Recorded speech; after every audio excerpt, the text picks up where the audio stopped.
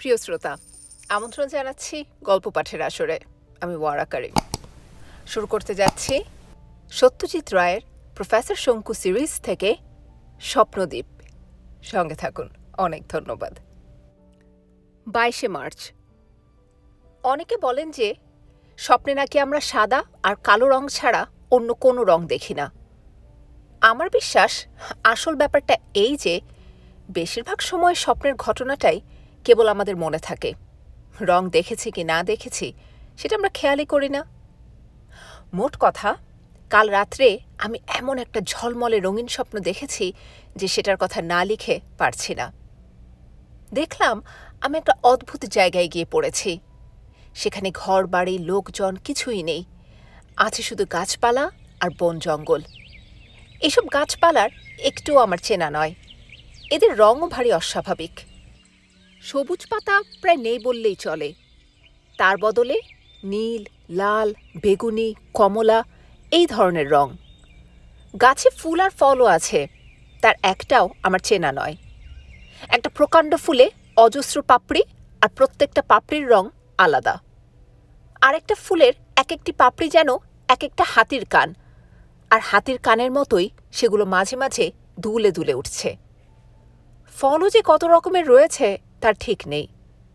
একটা প্রকাণ্ড গাছে সরু সরু নীল রঙের ফল বট গাছের শিকড়ের মতো মাটিতে গিয়ে নেমেছে। আর একটা তরমুজের সাইজের ফল, তার সর্বাঙ্গে গাঢ় লাল রোয়া, আর সেই রোয়ার ভিতর দুটো করে গোল গোল সাদার মাঝখানে কালো ফুটকি। ঠিক যেন মনে হয় ফলের গায়ে এক জোড়া চোখ। স্বপ্নটা এতই জলজ্জান্ত যে মনে হচ্ছিল এরকম একটা জায়গা সত্যিই আছে, আর আমি যেন সত্যিই সেখানে গেছি। আর রঙের কথাটাও ভুলতে পারছি না। স্বপ্নটা দেখা অবধি বাইরে কোথাও ঘুরে আসতে ইচ্ছা করছে, বিশেষ করে এমন কোনো জায়গায় যেখানে রঙিন গাছপালা, ফুল ফলের প্রাচুর্য। গিরিডিতে বছরের এই সময়টা রঙের বড় অভাব। যাকগে, এখন স্বপ্ন ছেড়ে বাস্তবে আসা যাক। আমার অ্যান্টিগ্র্যাভিটি নিয়ে গবেষণা বেশ আশাপ্রদভাবে এগোচ্ছে।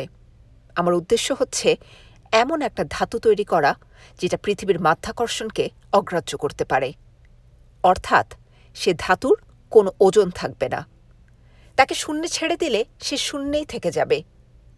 এই অ্যান্টিগ্র্যাভিটি ধাতুর সাহায্যে একটা ছোটোখাটো উড়োজাহাজ তৈরি করতে পারলে খুব সহজেই এদিক ওদিক বেরিয়ে আসা যাবে। আশ্চর্য এই যে সবচেয়ে ওজন বেশি যে ধাতুর, অর্থাৎ পাড়া বা মার্কারি, সেটি ছাড়া এই ওজনবিহীন নতুন ধাতুটি তৈরি করা যাবে না। এটা আগে বুঝতে পারিনি, এখন বেশ বুঝতে পারছি যে হ্যাকেনবুশের গবেষণা এই পাড়ার অভাবেই ব্যর্থ হয়েছে। পাড়া জোগাড় হয়েছে, তাছাড়া তামার গুঁড়ো, ষাঁড়ের খুর, চকমকি পাথর ইত্যাদি অন্যান্য যাবতীয় উপাদানও যথেষ্ট পরিমাণে সংগ্রহ হয়েছে। আজ থেকে দ্বিগুণ উৎসাহে কাজে লেগে পড়তে হবে। বর্ষা নামার বেশ কিছু আগেই আমার আকাশযানটি তৈরি করে ফেলতে হবে, কারণ মাধ্যাকর্ষণকে পরাস্ত করতে পারলেও ঝড়ঝঞ্চার দাপট একটা সামান্য উড়োজাহাজ সহ্য করবে কি করে। 25শে মার্চ। আমার তৈরি অ্যান্টিগ্র্যাভিটি ধাতুর কী নাম দেওয়া যায় তাই ভাবছি। গবেষণা যে সফল হয়েছে সেটা বলাই বাহুল্য। 5 বছর বয়সে প্রথম যখন আমার বৈজ্ঞানিক প্রতিভা প্রকাশ পায়, তখন থেকে আজ অবধি আমি কোনো গবেষণায় ব্যর্থ হইনি। এখনও মনে আছে আমার সেই 5 বছর বয়সের ঘটনাটা। খাটে বসে আমার বন্ধু ভূতোর সঙ্গে টিডলি উইংস খেলছিলাম। সে খেলা আজকাল আর কেউ খেলে কি?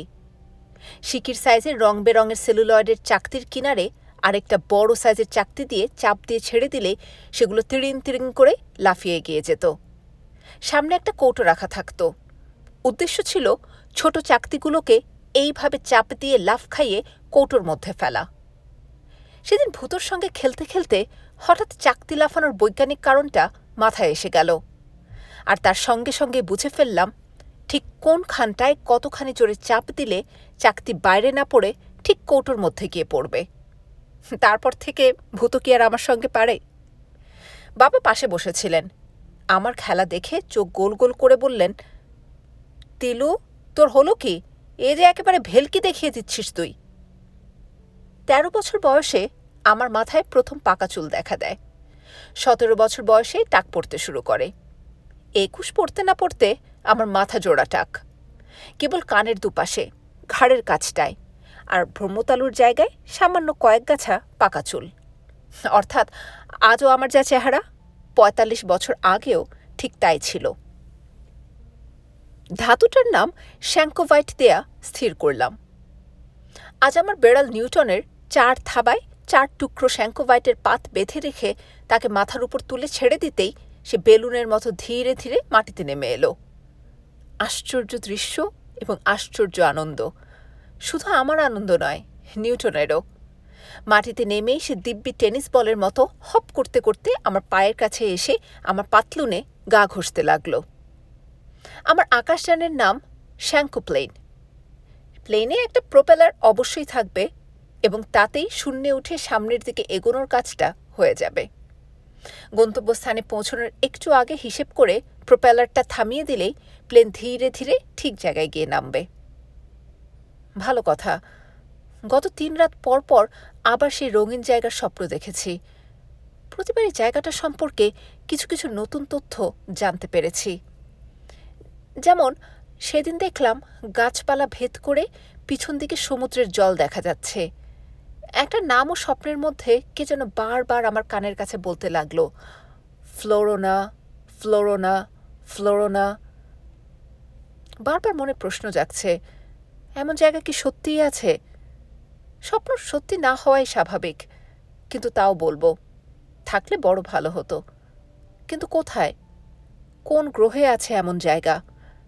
পৃথিবীতে তো এমন অদ্ভুত গাছপালার কথা কেউ জানে না, শোনেনি। 26শে মার্চ।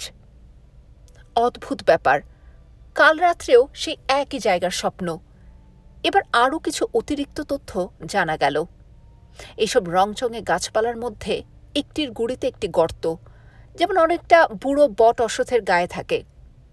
সেই গর্ত দিয়ে একটা গুরুগম্ভীর গলার স্বরে কে যেন বলে চলেছে, latitude 16 north, longitude 136 east, latitude 16 north, longitude 136 east.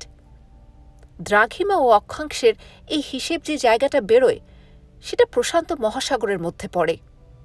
ম্যাপে দেখলাম সেখানে নীল রং ছাড়া আর কিচ্ছু নেই, অর্থাৎ ডাঙার কোনো চিহ্নই নেই। এটা আমি আগেই সন্দেহ করেছিলাম। ম্যাপে দেখানো কোনো জায়গায় এসব গাছপালা থাকতেই পারে না। 5 দিন পর পর একই স্বপ্ন দেখার ফলে জায়গাটাতে যাবার ইচ্ছে প্রবল হয়ে উঠেছে। একটা সম্ভবত কাল্পনিক জায়গার প্রতি এই ধরনের আকর্ষণ মোটে বৈজ্ঞানিকের লক্ষণ নয়, এটা শেষ বুঝতে পারছি। কিন্তু কি আর করি, ডায়েরিতে তো মনের আসল ভাবটা প্রকাশ করতে হয়। আজ আমার প্রতিবেশী অবিনাশবাবু এসেছিলেন। শ্যাঙ্কোভাইট নিয়ে অবিনাশবাবুকে একটু চমকে দেবার ইচ্ছে ছিল। পাশে টেবিলের উপর থেকে একটা টুকরো নিয়ে ভদ্রলোকের নাকের সামনে শূন্যে ছেড়ে দিতে সেটা সেখানেই রয়ে গেল। ভদ্রলোক মিনিটখানেক সেটার দিকে চেয়ে থেকে বিন্দুমাত্র অবাক না হয়ে বললেন, দিব্যি উড়ে রয়েছে, অথচ ডানার ভনভনানি তো শুনতে পাচ্ছি না। কি পোকা মশাই? ভদ্রলোক আমার এত পরিশ্রমের, এত সাধের আবিষ্কারটিকে এক কথায় পোকার পর্যায়ে ফেলে দেবেন তা ভাবতে পারিনি। অবশ্য ওর মতো অবৈজ্ঞানিকের পক্ষে এটাই স্বাভাবিক। ভদ্রলোক এবার শূন্যে ভাসমান চাকতিটাকে সম্পূর্ণ অগ্রাহ্য করে বললেন, আজকের খবরের কাগজ দেখেছেন? কি খবর? আমি যখন গবেষণায় ব্যস্ত থাকি তখন অনেক সময় খবরের কাগজ দেখার আর সুযোগ হয় না।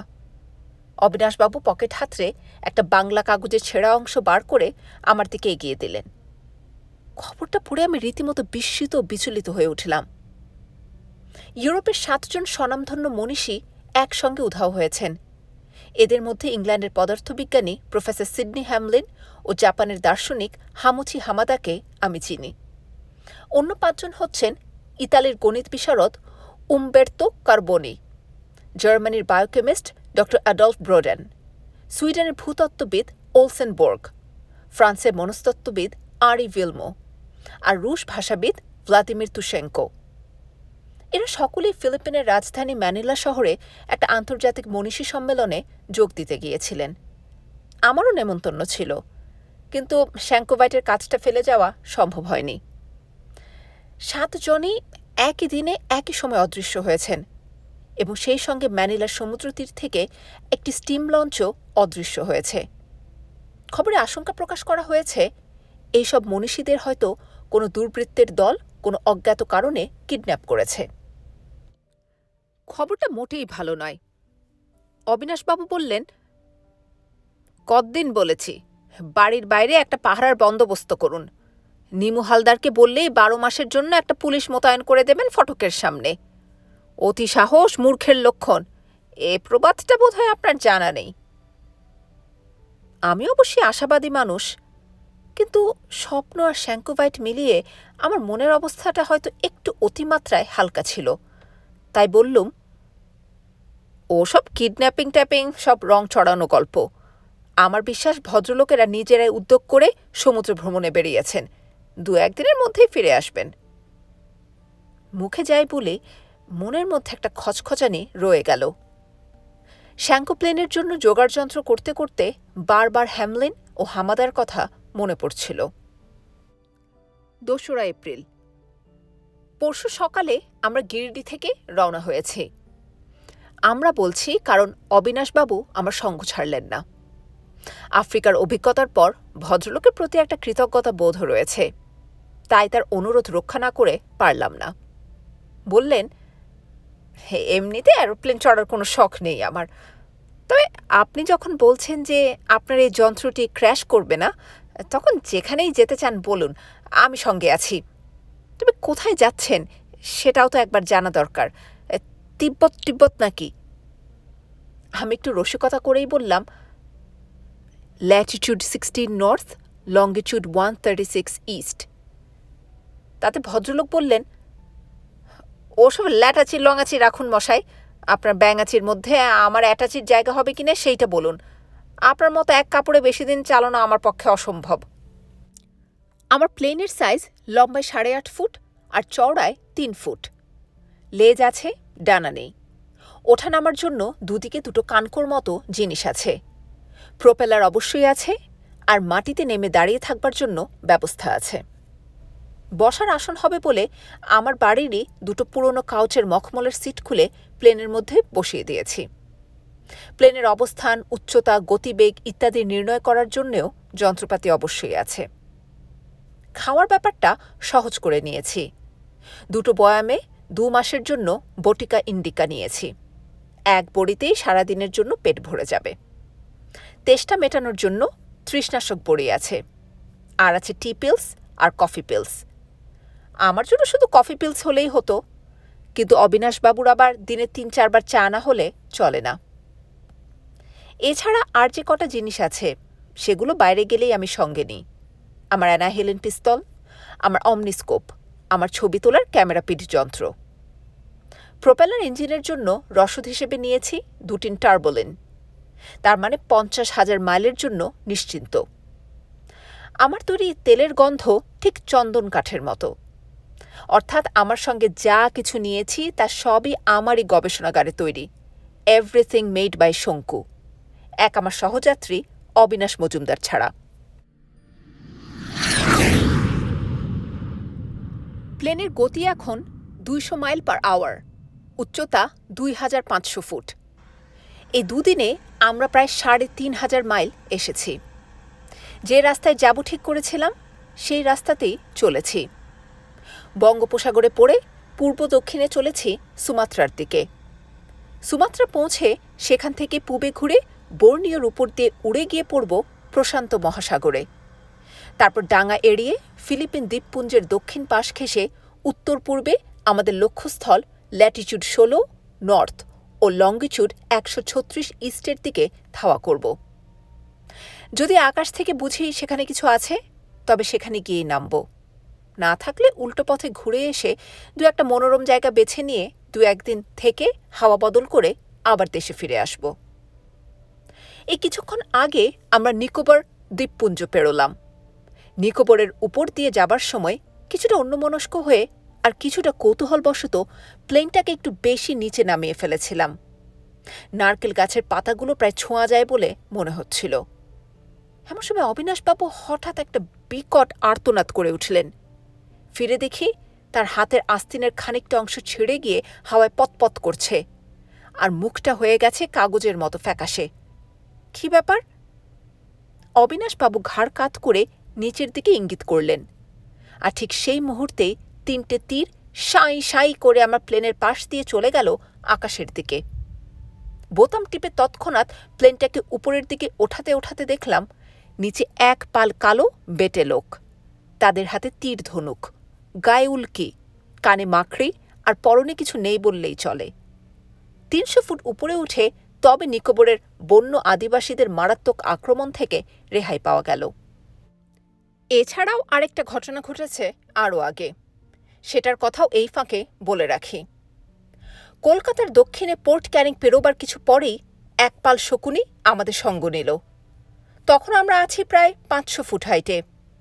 ইচ্ছে করলে স্পিড বা হাইট বাড়িয়ে শকুনির সঙ্গ ত্যাগ করতে পারতাম, এবং অবিনাশবাবুরও ইচ্ছে ছিল সেটাই।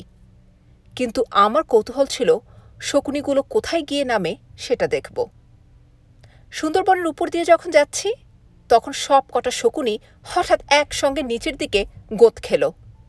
আমিও সঙ্গে সঙ্গে প্লেনটাকে নিচে নামাতে শুরু করলাম। 500 ফুট থেকে ক্রমে 400, 300, 200 করে নেমে শেষে এমন হাইটে পৌঁছলাম যেখানে গাছের পাতার মধ্যে পাখির বাসার ডিম পর্যন্ত দেখা যায়। শকুনিগুলো চক্রাকারে ঘুরতে ঘুরতে বনের মাঝখানে একটা খোলা জায়গায় গিয়ে নামল।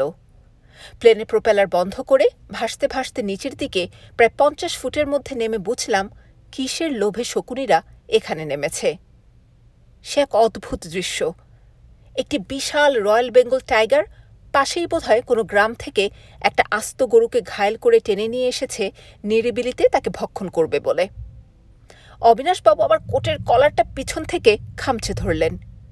বাঘটাও দেখলাম আকাশের দিকে মাথা উঁচিয়ে এক দৃষ্টি আমাদের প্লেনটাকে দেখতে লাগল। শকুনিগুলো আশেপাশের গাছের মগডালে গিয়ে বসেছে। বাঘ যদি কিছু অবশিষ্ট রাখে তাই দিয়ে হবে তাদের ভোজ। আমার প্লেন এখন 40 ফুট হাইটে, সামনে 100 হাতের মধ্যে বাঘ। এবার প্লেনের শব্দ ছাপিয়ে তার গর্জন শুনতে পেলাম। আমি আর অপেক্ষা না করে পকেট থেকে অ্যানাহিলেন পিস্তল বার করে বাঘের দিকে তাক করে ঘোড়া টিপে দিলাম। পর মুহূর্তে দেখা গেল যেখানে বাঘ ছিল সেখানে একটা ধোঁয়ার কুণ্ডুলি, আর তারপরে তাও নেই। এখন আমরা যেখান দিয়ে উঠছি তার চারদিকে এই 2500 ফুট থেকেও যত দূর চোখ যায় জল ছাড়া আর কিছুই দেখা যায় না। চমৎকার উঠছে আমার শ্যাঙ্কু প্লেন, ঝাঁকানি নেই একটুও, তাই লিখতে কোনোই অসুবিধা হচ্ছে না। প্রোপেলারের আওয়াজের জন্যই বোধহয় অবিনাশবাবু একেবারে কথা বন্ধ করে দিয়েছেন। তাতে তার খুব একটা আফসোস হচ্ছে বলে মনে হয় না। গিরডিতে ভদ্রলোক 1 মিনিটও চুপ করে বসে থাকতে পারেন না। এখানে বাধ্য হয়ে মৌনতা অবলম্বন করেও দেখছি তার ঠোঁটের কোণে একটা হাসি লেগেই আছে। বার দুয়েক ভদ্রলোককে ঘুমিয়েও পড়তে দেখেছি, তবে কোনোবারই বেশিক্ষণের জন্য নয়। সত্যি বলতে কি, আমার একটা কথা শুনেই বোধহয় ভদ্রলোকের ঘুমের মাত্রাটা কমিয়ে দিয়েছেন। পরশু সকালে প্লেনে ওঠার কিছুক্ষণ আগে কথা ছলে ভদ্রলোককে বললাম, আপনি কি কখনো খেয়াল করেছেন যে একজন সাধারণ মানুষ তার জীবনের 3 ভাগের 1 ভাগ ঘুমিয়েই কাটায়? ভদ্রলোক আমার কোনো কথা অবিশ্বাস করলেই ঠিক ঠিক করে হেসে এদিক ওদিক মাথা নাড়াতে থাকেন। তখনও সেটাই করে বললেন, মশাই, এসব ছেলে ভুলোনা আজগুবি কথা আপনি আপনার চাকর পেল্লাতকে বলুন, আমাকে বলবেন না। কি মুশকিল! আমি বললাম, আপনি রাত্রে কখন ঘুমন? ভদ্রলোক বললেন, এই ধরুন 10টা কি 10:30। আর ওঠেন? ঘড়ি ধরে 6টা। তার মানে ক ঘন্টা ঘুমোনো হলো? এই সেরেছে, হিসেব করতে হবে বলে অবিনাশবাবু ভুরু কুঁচকে মিনিটখানেক চুপ করে থেকে বললেন, প্রায় 8 ঘন্টা। ক ঘন্টায় একদিন হয়? আবার প্রশ্ন, দাঁড়ান, 24 তো? 24 না? 24, 3 আসতে 24। তার মানে একদিনের 3 ভাগের 1 ভাগ সময় আপনি ঘুমন, তাই তো? ভদ্রলোক এবার যেন এক পলকে হিসাবটা বুঝে নিয়ে হঠাৎ গম্ভীর হয়ে গেলেন। তারপর ধীরে ধীরে মাথা নেড়ে বললেন, সময়ের কি ওয়েস্ট বলুন তো, 1/3 জীবন স্রেফ ঘুমিয়ে নষ্ট করা। আসলে ঘুমের প্রসঙ্গ তুলে যেটা বলতে যাচ্ছিলাম সেটা এই, আমি নিজে যেটুকু সামান্য সময় প্লেনে ঘুমিয়েছি তার মধ্যেও আমার দ্বীপের স্বপ্ন দেখেছি, ফ্লোরোনা দ্বীপ, যেখানে মানুষ নেই, আছে কেবল বিচিত্র রকমের না দেখা না জানা গাছপালা আর ফুল ফল।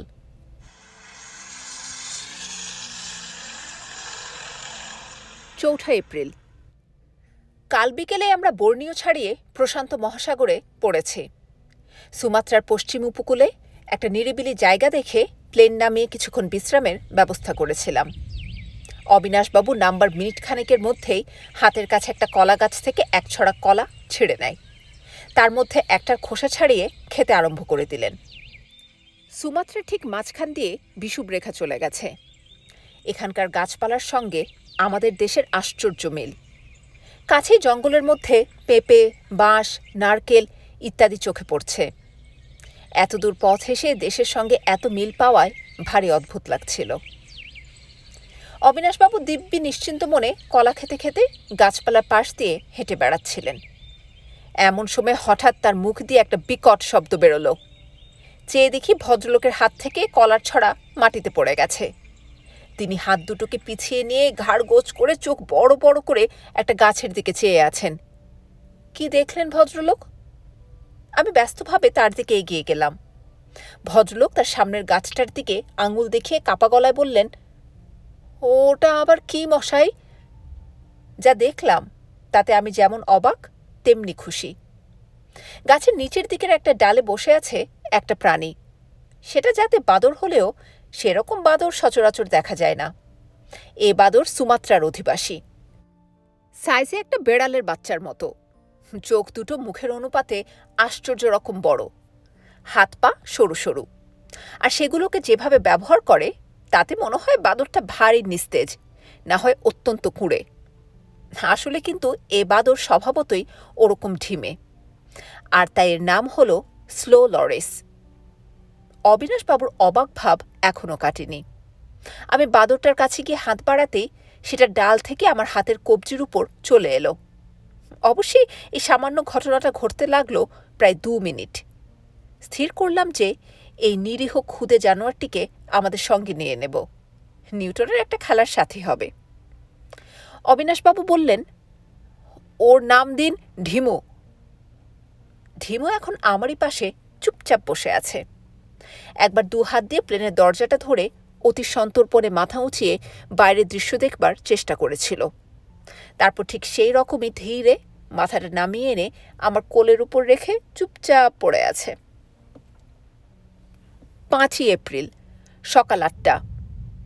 Longitude 136 east, latitude 16 north. 150 mile দূর এবং 2000 ফুট হাইট থেকে মাত্র যে দৃশ্যটা দেখতে পেলাম সেটার কথা লিখে রাখি। দিগন্ত বিস্তৃত সমুদ্রের মধ্যে একটা রামধনুর টুকরোর মতো দ্বীপ। অমনিস্কোপ দিয়ে দেখে বুঝেছি এটাই আমার স্বপ্নে দেখা দ্বীপ। রঙগুলো গাছপালার রং, তবে সেটা যে দ্বীপের সর্বত্র ছড়িয়ে আছে তা নয়। সামনের দিকে, অর্থাৎ আমাদের দিকে, রং কিছুটা কম, পিছন দিকটাই বেশি। অমনিস্কোপ এখন অবিনাশবাবুর হাতে। তাকে আমার স্বপ্নের কথাটা বলিনি। তিনি দৃশ্য দেখে আহা উহু করছেন। বললেন, চলুন মশাই, ওখানেই নামা যাক, ভারী মনোরম জায়গা বলে মনে হচ্ছে। আমার মন বিস্ময়ে ভরে উঠেছে। স্বপ্ন তাহলে সত্যি হয়, আর আধ ঘন্টার মধ্যেই দ্বীপে পৌঁছে যাব। ঢিমু দিব্যি আছে। 5 এপ্রিল, সকাল 9:30। আমরা 10 মিনিট হলো ল্যান্ড করেছি। এমন একটা অদ্ভুত জায়গাও তাহলে পৃথিবীতে থাকতে পারে। গাছপালা যে অদ্ভুত হবে সেটা তো আগেই বুঝতে পেরেছিলাম, কিন্তু এসে দেখছি এর মাটিও অন্যরকম। মাটি বলতে আমরা যা বুঝি এটা তা নয়, এমনকি বালিও নয়। বালির চেয়ে অন্তত 4 গুণ বড় লাল আর নীল রঙের দানার সমষ্টি এই মাটি। দূর থেকে লাল ও নীল একাকার হয়ে বেগুনিতে পরিণত হয়। হাতে তুললে বোঝা যায় যে দানাগুলো আসলে 2 রকম রঙের। দানার ওজন অসম্ভব রকম ভারী, এক মুঠো হাতে নিয়ে মিনিট খানেকের বেশি রাখা যায় না, হাত টন টন করে। আসল দেখবার জিনিস অবশ্যই গাছপালা। দ্বীপের এদিকের গাছের রং দেখে কিঞ্চিত হতাশ হয়েছি। স্বপ্নে দেখা রঙের জেল্লা এতে নেই। সব রঙের মধ্যেই যেন একটা কালোর ছোপ পড়েছে।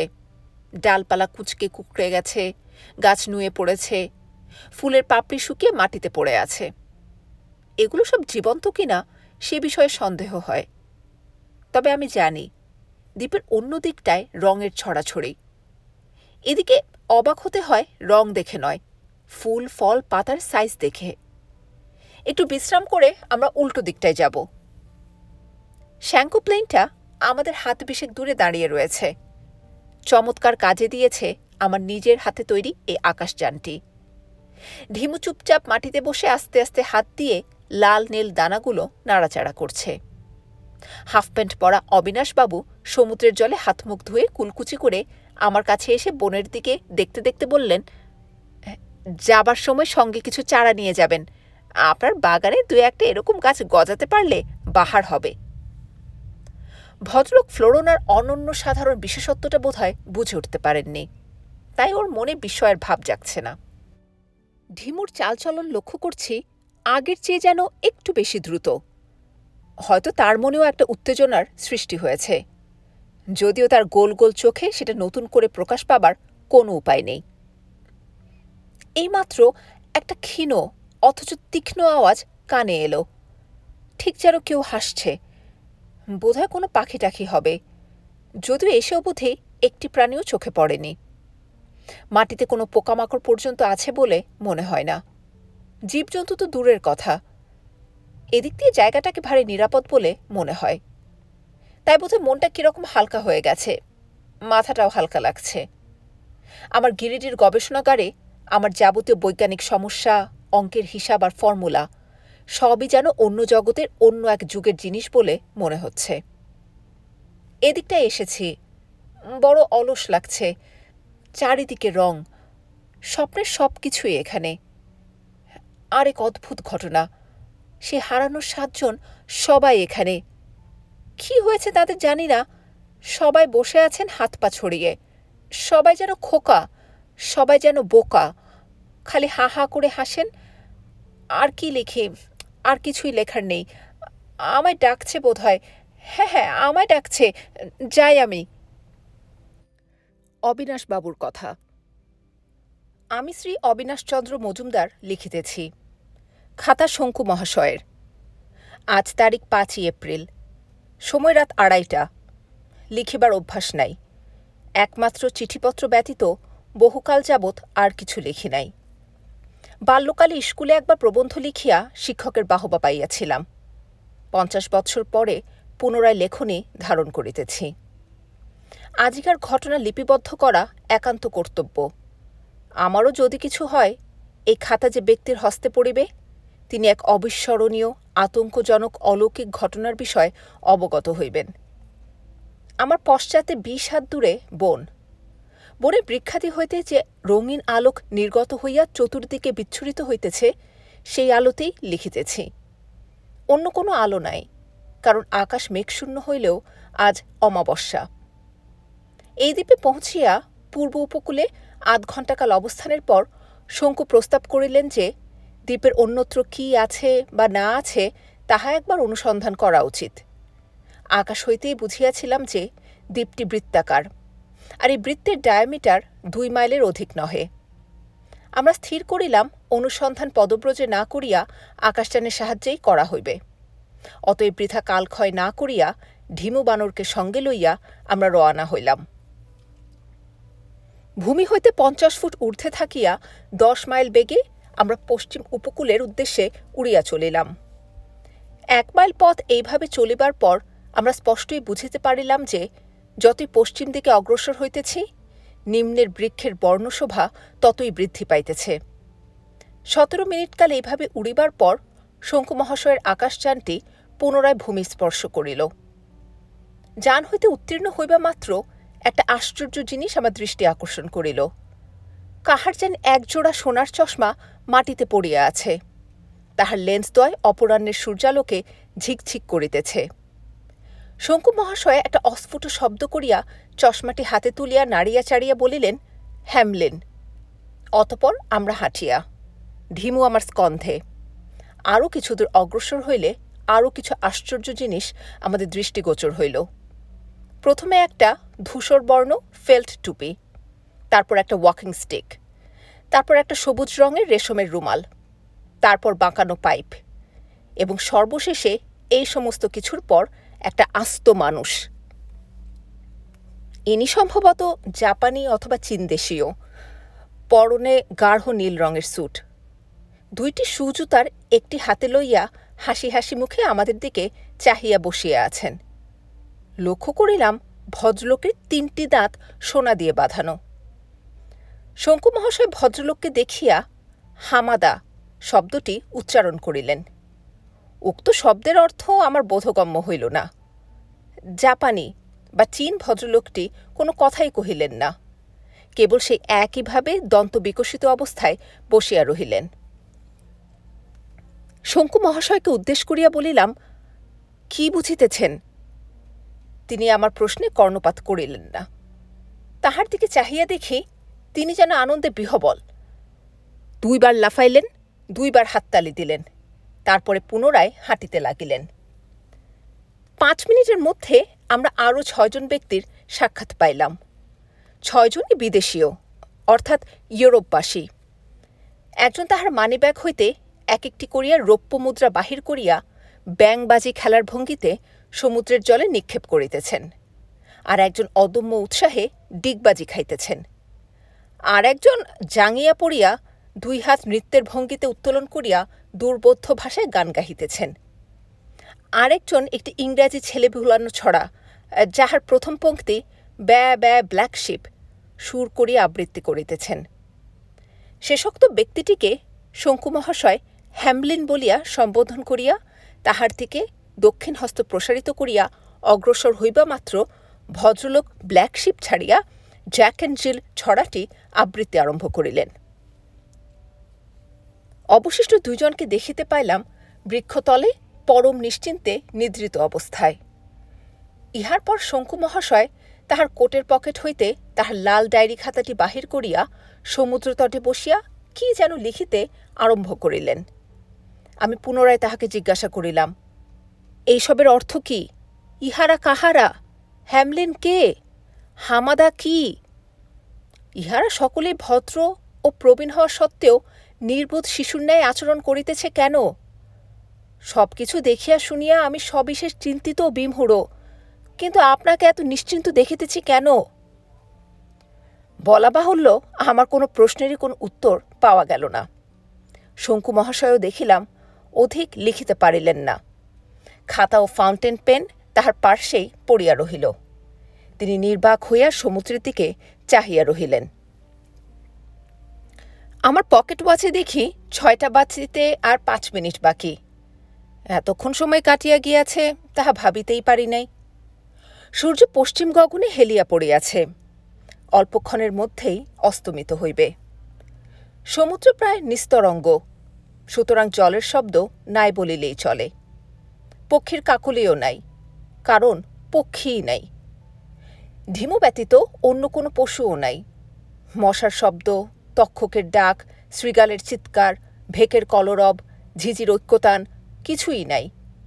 চারিদিকে অপার্থিব আদিম নিস্তব্ধতা। গাছপালার দিকে দৃষ্টি গেল। পত্র, পুষ্প, ফুলে প্রতিটি গাছ টইটুম্বুর, কিন্তু তাহাদের মধ্যে বিন্দু মাত্র স্পন্দনের আভাস নাই। সমস্ত প্রকৃতিই যেন রুদ্ধশ্বাসে কিসের জন্য অপেক্ষা করিয়া বসিয়া আছে।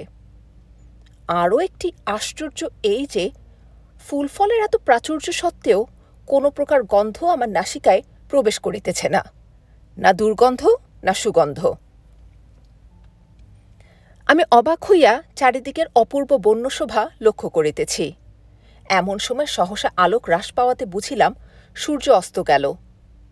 পর মুহূর্তে অনুভব করিলাম সমুদ্রের দিক হইতে একটা দমকা হাওয়া আসিয়া বনের মধ্যে একটা আলোড়নের সৃষ্টি করিল। ঢিমু বানর আমা হইতে কিয়ৎদূরে বসিয়াছিল। এক্ষণে সে ধীর পদক্ষেপে আমার নিকট আসিয়া উপস্থিত হইল। আমি তাহাকে 2 হাতে তুলিয়া আমার স্কন্ধে স্থাপন করাতে সে তৎক্ষণাৎ আমার গলা জড়াইয়া ধরিল। ঢিমু কি ভয় পাইয়াছে? জানি না। ঈশ্বর করুন, নিরীহ বানরের যেন কোনরূপ অনিষ্ট না হয়।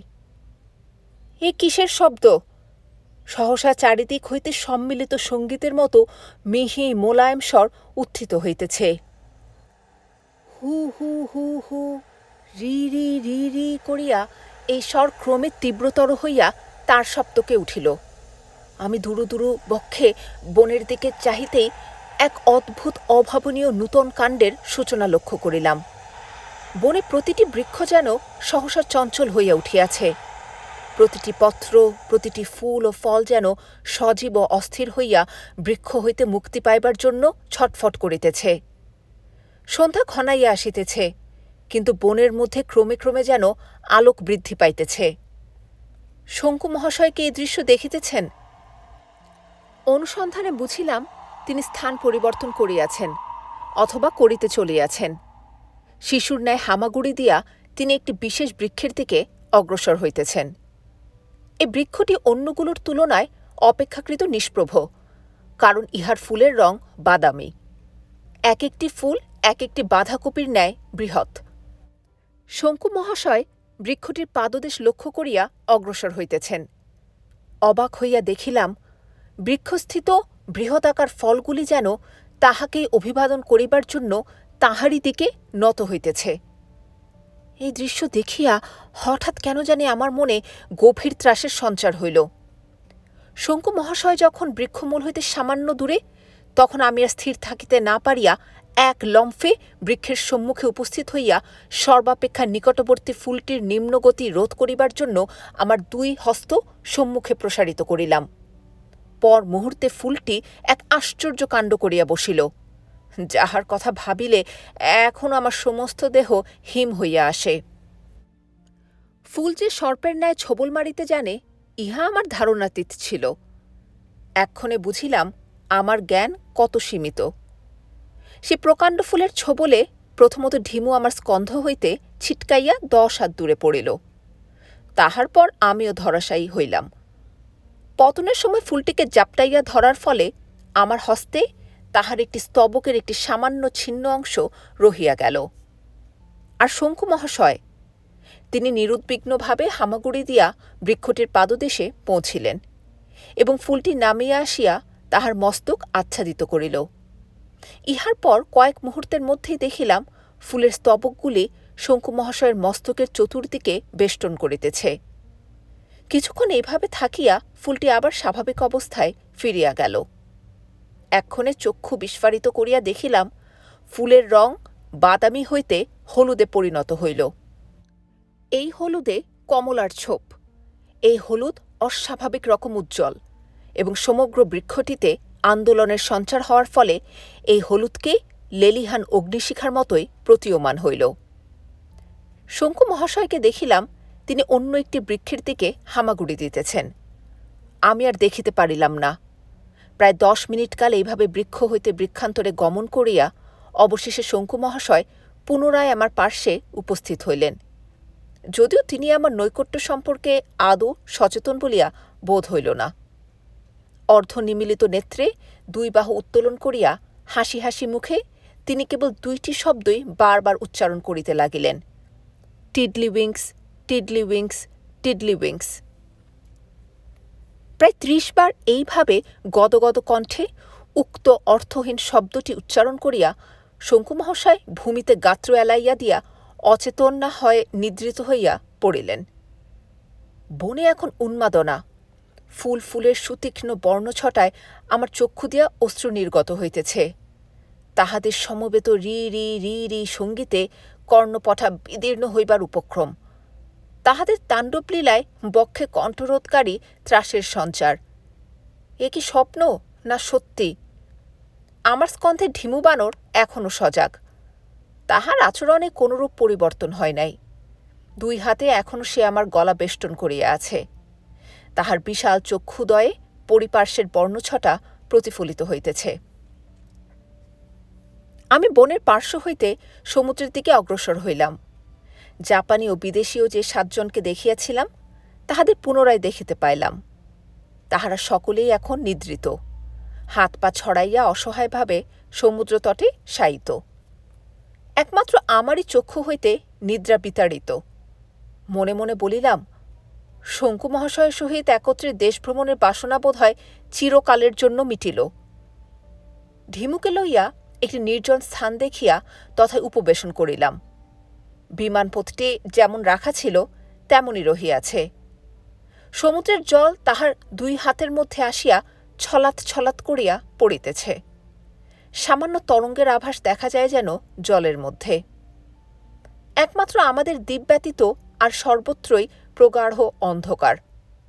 সমুদ্র কোথায় গিয়ে আকাশের সঙ্গে মিলিয়াছে তাহা বুঝিবার কোনো উপায় নাই। মেঘমুক্ত আকাশে অগণিত নক্ষত্রের মধ্য দিয়া ছায়াপথ চলিয়া গিয়াছে।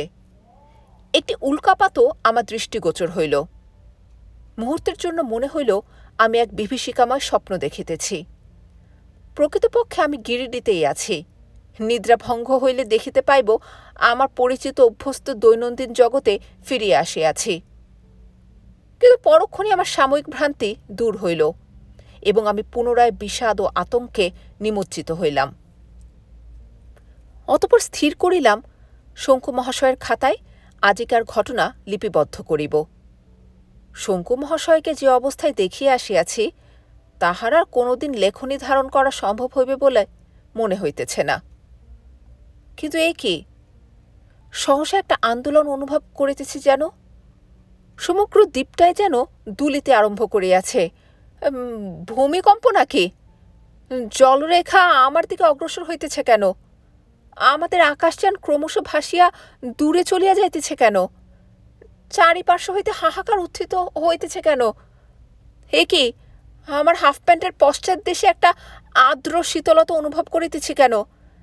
শেষ পর্যন্ত কি আমার অদৃষ্টে সলিল সমাধি রহিয়াছে? এখন আমার কোমর অবধি জল। আমি দণ্ডায়মান অবস্থায় লিখিতেছি।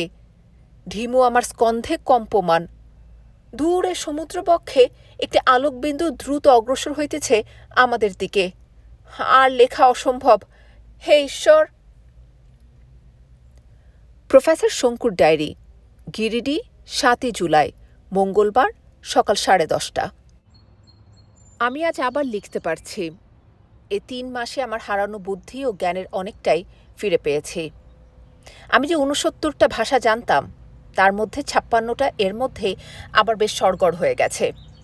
বাকি কটা নতুন করে শিখে নিতে আরও মাস 2 লাগবে বলে মনে হয়। কাল হ্যামলিনের একটা চিঠি পেয়েছি। নিজের ভাষাতেই লিখেছে, কিন্তু তার মধ্যে বানান ও ব্যাকরণে 2-এরই অনেক ভুল। ফলে মনে হয় ওর প্রোগ্রেস আমার চেয়ে অনেক বেশি ঢিমে। বাকি কয়জনের খবর জানি না। অনুমান করা যায় তারা সকলেই বেঁচে আছেন, কারণ জাহাজের সুস্থ অবস্থায় উঠেছিলাম সকলেই। এখনও ভাবতে ভয় হয় যে আমি যদি একা গিয়ে ফ্লোরোনাতে উপস্থিত হতাম তাহলে আমাকে উদ্ধার করার জন্য ম্যানিলা থেকে কোনো জাহাজ আসত না। ফ্লোরোনার সঙ্গে সঙ্গে আমি ও অবিনাশবাবু দুজনেই সমুদ্রগর্ভে তলিয়ে যেতাম।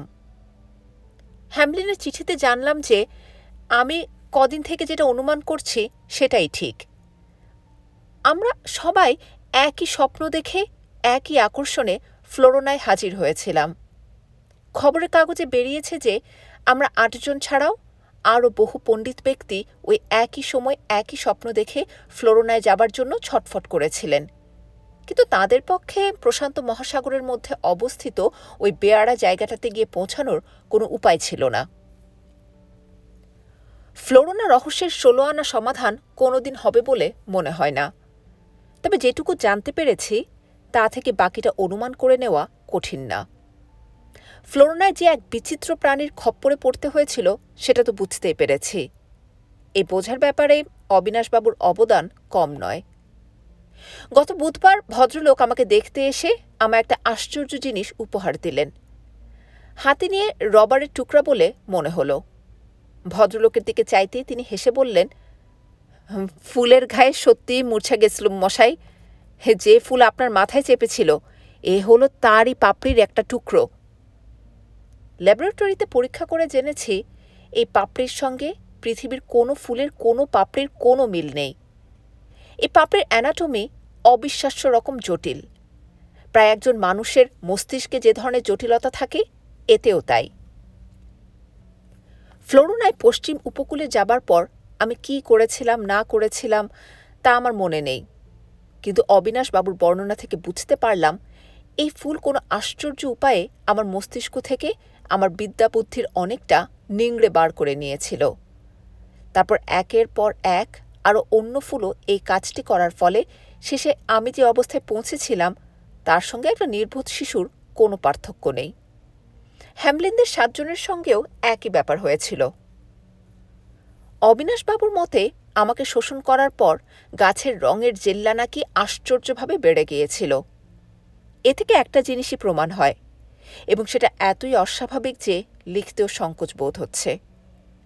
ফ্লোরিনা দ্বীপের গাছপালার খাদ্য হচ্ছে জ্ঞান, যে জ্ঞান তারা শুষে নেয় পণ্ডিত ব্যক্তিদের মস্তিষ্ক থেকে।